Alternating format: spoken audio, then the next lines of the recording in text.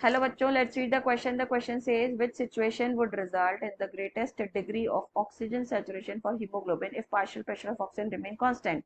Question पूछ रहा है कि ऐसे कौन सी कंडीशंस है जिसमें पार्शियल प्रेशर ऑफ ऑक्सीजन को कांस्टेंट रखने के बाद भी हमारा ऑक्सी हीमोग्लोबिन स्ट्रक्चर का सैचुरेशन या उसका कॉन्सेंट्रेशन बना रहा है.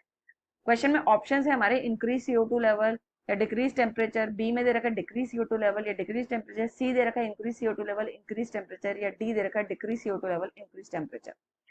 क्वेश्चन को सॉल्व करने के लिए की कॉन्सेप्ट जो है वो है ऑब्वियसली ऑक्सी हीमोग्लोबिन सैचुरेशन.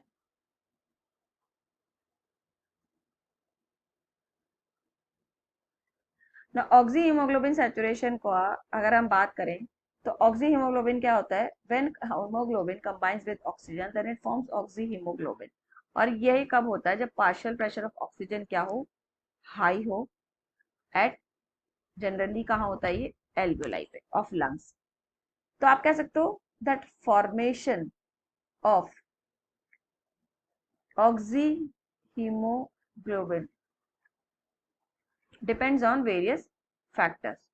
ये खाली ऑक्सीजन के पार्शियल प्रेशर पे डिपेंड नहीं करता, it depends on other factors also. जैसे ए, अगर मैं बात करूं CO2 की, तो पार्शियल प्रेशर ऑफ CO2 पे डिपेंड करेगा. Partial pressure of CO2 if low, then obviously it favors the formation of oxyhemoglobin. Oxyhaemoglobin बनाएगा ये, क्योंकि CO2 की कम है तो ऑक्सीजन से ही कंबाइंड होगा हीमोग्लोबिन.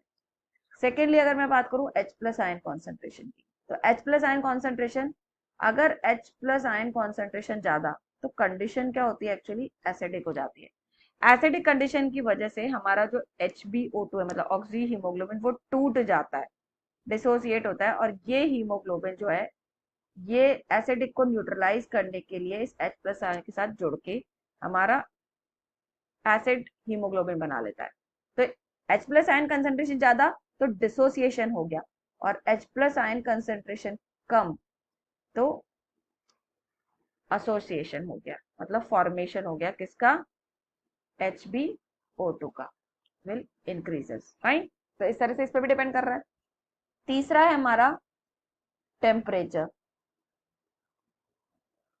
टेम्परेचर अगर बढ़ जाता है, टेम्परेचर इफ इंक्रीजेस, तो क्या होगा, हमारा ऑक्सी हीमोग्लोबिन डिसोसिएट होके ऑक्सीजन रिलीज करेगा. क्यों, क्योंकि टेम्परेचर के बढ़ने से इसका जो स्ट्रक्चर है वो डीस्टेबलाइज हो जाएगा, स्टेबिलिटी घट जाएगी. बिकॉज हीमोग्लोबिन एक तरह का प्रोटीन है. हीमोग्लोबिन क्या है हमारा, it's a protein. So it will affect by rise in temperature.